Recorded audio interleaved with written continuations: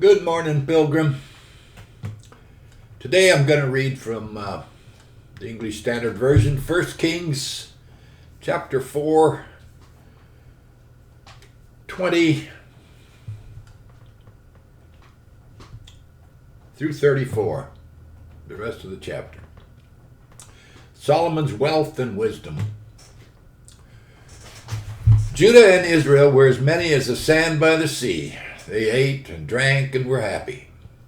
Solomon ruled over all the kingdoms from the Euphrates to the land of the Philistines and to the border of Egypt.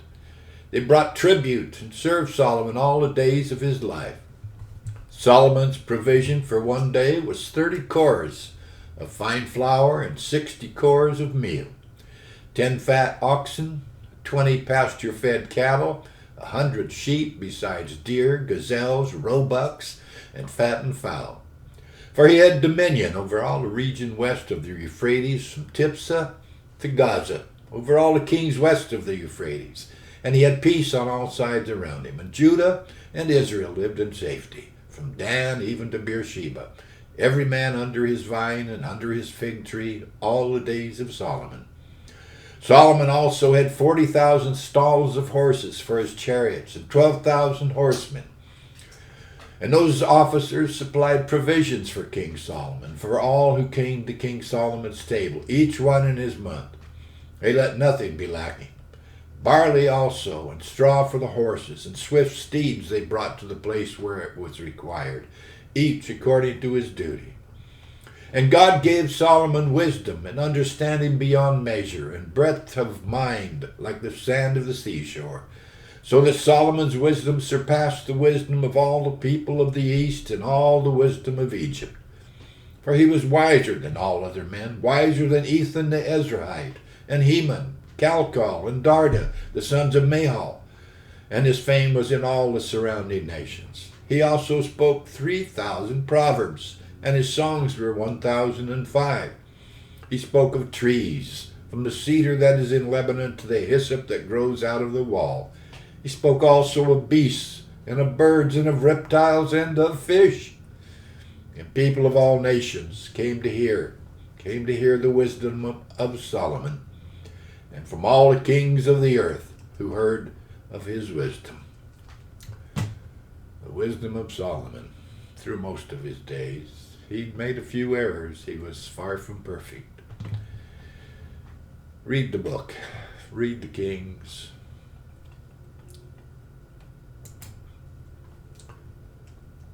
December 16, another undated sermon by Charles Spurgeon, entitled The Dromedaries.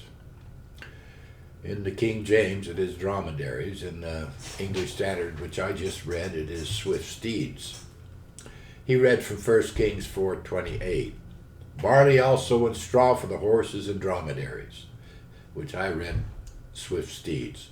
Brought they unto the place where the officers were, every man according to his charge. Well, you cannot better your circumstances as a servant of Christ by diminishing your charge. If you say, I shall not attempt quite so much, you will not improve your circumstances by that course. For if you diminish your work, the Lord will diminish the strength. Our great Solomon will stop some of the supplies if you have fewer dromedaries to feed, and so you will be no better off. If you have to keep 6, he will give you provision for 6. If you take to keeping 3, he will only give you supplies for 3, and you will be poorer rather than richer. Neither can you improve your circumstances by entirely and only increasing the supply. For if you receive more straw and more barley, certainly our Solomon will send you more dromedaries. When you have more strength, you'll have more trials. When God's children do not discharge their service with the means which he entrusts to them, he frequently lets them take shares in a limited liability company, which is the same as throwing your money into the river. Or he leaves them to become shareholders in a bank that's going broke, with unlimited catastrophe as its capital. And this is more terrible still. It often happens to a man who is scraped and saved and stinted the cause of Christ that in his later days he is in dire straits and he cries to himself, "It is all gone, and I wish I had used it better before it went." It would have been far better to give it to the Lord than to see the lawyers devour it. Ah, your sin has found you out. Your master could not trust you, so he has taken away his goods from you. And now you wish that you had behaved yourself. So let us take warning from such bad managers, and let us see that as our charge is, so we cry for supplies, and that as the supplies come, we use them wisely. Yes, let us be good stewards of what God gives us. And let us do our all, the most we can, with all he gives us. I have a couple of lines here from a hymn by Isaac Watts. "Let me but hear my Savior say, 'Strength shall be equal to thy day.'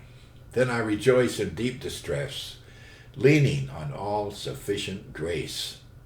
Yes, the grace of God supplies all our needs. All our needs. Not all our wants, but all our needs. God bless, brothers and sisters. Have a great day.